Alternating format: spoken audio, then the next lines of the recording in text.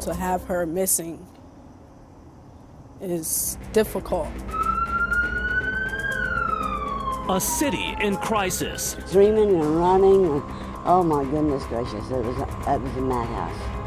It was a madhouse. Families rocked by death and violence. Her last words to us was, "They shot me and I feel lightheaded." We've had services for a couple families where that mother was burying her second or third child due to violence. So those are probably the ones that really impacted me the most. As the city of Columbus deals with a rash of deadly crime involving kids, there are people on the ground level trying to find solutions. It's affecting every aspect of the community. There's no boundaries to this. No zip codes, no income level. We're speaking with the decision makers, from the mayor to the police chief, digging to find out what steps are being taken to get a hold of a problem gripping neighborhoods. Young people need to see themselves in the future of the city. This is a community issue. Everyone should be concerned. WSYX taking a deeper look into the violence impacting the Columbus community, moving beyond the mugshots and crime video, talking to the families, community members, and neighborhood leaders directly impacted, fighting to save young lives. It's a harsh reality. Teens cut down on city streets. Since 2020, nearly 100 kids 18 and under have been murdered. Families left to pick up the pieces. Community trying to figure out how to stop the bloodshed.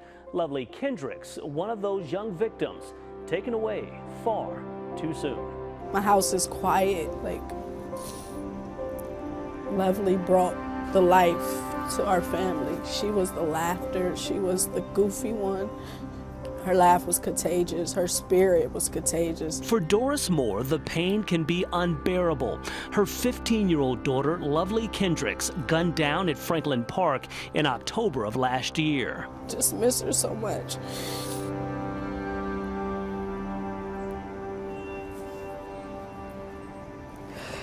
An 18-year-old charged in connection with the crime. Senseless. This shouldn't have happened. I wished I could have took the bullet for her. At least she'd have been here. I've lived my life. Kendrick's murder, one of a growing number.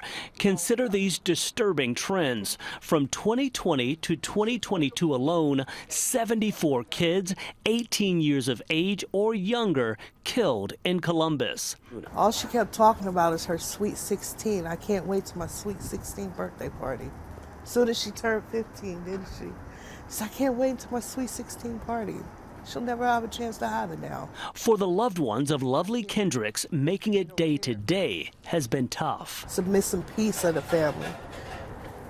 The hole in the heart, it's gonna always be there. I miss you. I love you.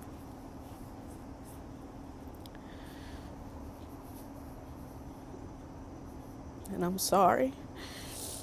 The violence and death not only having a deep impact on the families of the victims, but also the suspects. One decision by kids changing futures, taking away their promise and potential. He's stealing cars. That's what they're doing. That's how it all started. That's how it all started. Joy riding, having fun. Now it elevates. Lloyd Jefferson tells us his grandson, Michael McCurdy, already had a long history of trouble with the law when he was arrested at 14, charged in the shooting death of 15-year-old Unique Prater New Year's Eve.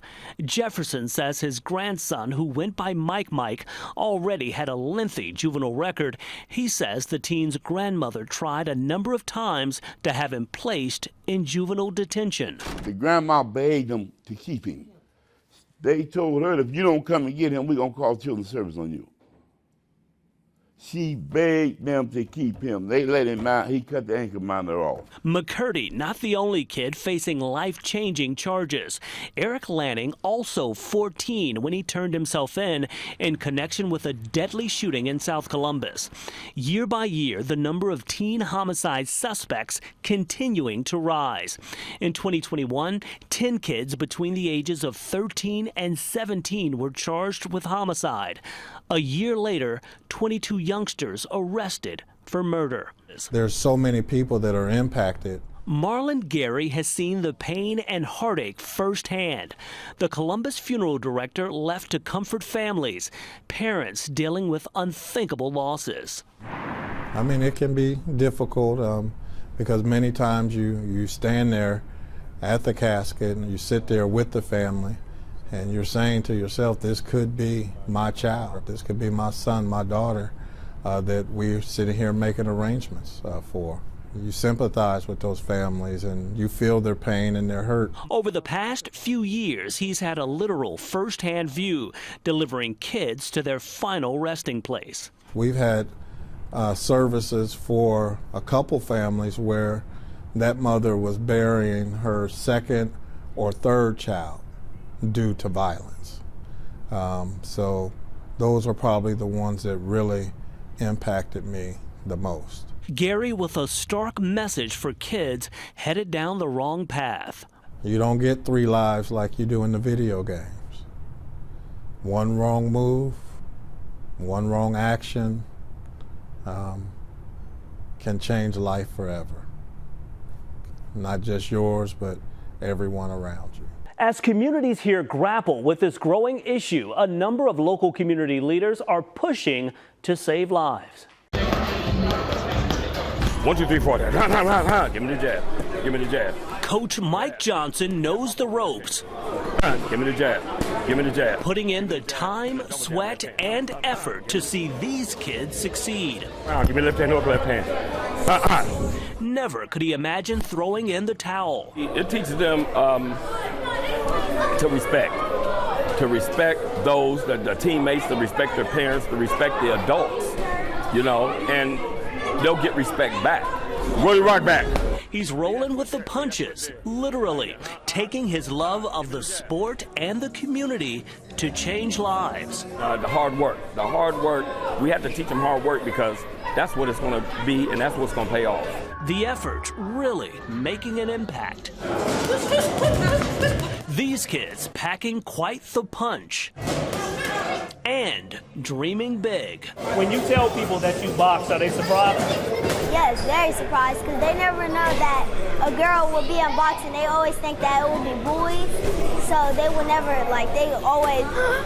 This group headed to nationals next week in Kansas City. Nationwide rankings on the line. Their future within arm's reach if they make the right decisions. Give me the jab. Confidence. Confidence? Why is confidence so important? Because they give you confidence so you can do better in the ring. It's good defense, and it's good morale for the kids, you know what I mean, to grow up knowing that they can do something positive. This is giving back, and we need that. We need that. It's going to take a village to raise a kid, you know. If we can all come together and get connected, I think we can see change in this community. For Pastor Rick Jones, the mission is a personal one, pushing local teens to make positive changes in their lives, shaken by what he's seen in recent years. It really hurt my heart to see someone 17 commit a crime where he can be possibly thrown away for 20, 15 years. So it's just like, man, what can we do? Ralph Carter, one of those like Jones on the front lines, helping in the effort. We want to make sure that we put our loving arms around a kid, bring that village mentality back. Carter, the founder of We Are Linden, has boots on the ground in the community every day, trying to pull kids in the right direction. And I don't want anybody to get numb to the fact or just, accept the fact that this is normal. This is not normal. Our young people are supposed to be here to live and thrive. Carter's group provides local teens with needed mentorship. To be honest, without this program, I probably don't know where I would be. It makes you feel good about yourself and what you have done. and you benefit from it. We also sat down with Jackie Cashmere and Dr. John Tyus, both heavily involved in trying to create change in the Columbus community. Cashmere works with the group Mothers of Murdered Columbus Children. Her son shot and killed a few years ago. It's affecting every aspect of the community. There's no boundaries to this. No zip codes. No income level. Tyus is the founder of the ID Movement, a program designed to provide a place for young men to be mentored, volunteers pushing to give kids the tools to push towards a better life. We inspire them to become better, showing them how their lives can look differently. Both Dr. Tyus and Cashmere agree it'll take the community working together to address what's become a crisis in the community. It's horrible. It's horrible because it's the death of potential. And I know a lot of people write people off, but everybody has potential. You have to be involved in your child's life. You have to know who your child is hanging out with. You have to know these things about your child. The issue is priority number one for Columbus Police. The chief and her first assistant sat down with us to discuss what they call an around-the-clock effort to tackle this problem. This is not just an enforcement issue. This is not just a police issue. This is not just a city entity issue. This is a community issue. Everyone should be concerned. Columbus Police Chief Elaine Bryant and First Assistant Chief LaShawna Potts says it keeps them up at night, working to pinpoint ways the issue of youth crime and violence can be addressed. How can we solve these crimes? How can we relate better to the community? What can we do to give the officers the support they need? You know, what resources can we come up with? Community involvement is key in being able to address a lot of the issues that we're seeing. You want to try to get these youth before they get to this point. You want to try to engage them. You want to try to make sure you're creating mentorship programs. You want to address the family issues. It's a holistic approach. From car thefts to murder, kids changing their lives, their futures, and that of their families in an instant. We are doing everything that we can to make Bryant sure stressing from command staff to officers on the street, doing all they can to make a difference. Some of the issues, though, deep-seated. Because a lot of those children, they need counseling. They need better supervision. They need to be back in the school. They need, some sort of parental guidance. So there are different things that are occurring behind the scenes that we need to address. We have to find a way to save our kids. And so we're extremely passionate about saving them, which is why we're so accessible to the public, which is why we're doing everything we can, partnering with every organization that will have us, trying strategies every Monday and Wednesday with our executive team. We are trying to find something that will stick. Yes. Chief Bryant urging kids to be a part of the change, taking accountability, key. Stop. You stop living in the moment and start thinking about your future and what you want to do. And I would say to the parents, don't give up on your kids. Help us help them. Columbus Mayor Andrew Ginther tells us he understands the issue of youth crime and violence is a massive concern for neighborhoods across the city. He stresses city administrators, police, community leaders are doing all they can, also indicating individuals and families have to take some accountability as well. Young people need to see themselves in the future of the city. They need to see themselves having opportunities for success. They need to see themselves as part of the future of this community. Mayor Andrew Ginther having a frank discussion with us about a problem plaguing the city. From the Kia Boys to a rash of deadly violence, kids behind some of Columbus's most high-profile crimes. We know it's a really small number of people that are committing the disproportionate amount of these violent crimes. Mayor Ginther stressing his office, police, community leaders doing all they can, indicating accountability at home has to be a part of the solution. Know where their young people are, know who they're interacting with, know who they're running around with, and doing their jobs as parents and guardians to make sure that they know what their young people are involved with and what they're up to. He believes efforts by CPD brass to connect with those they serve, a key step in the process. It's continuing to build and in some cases restore trust between the community and law enforcement. All of it an effort to make a difference, to literally change lives.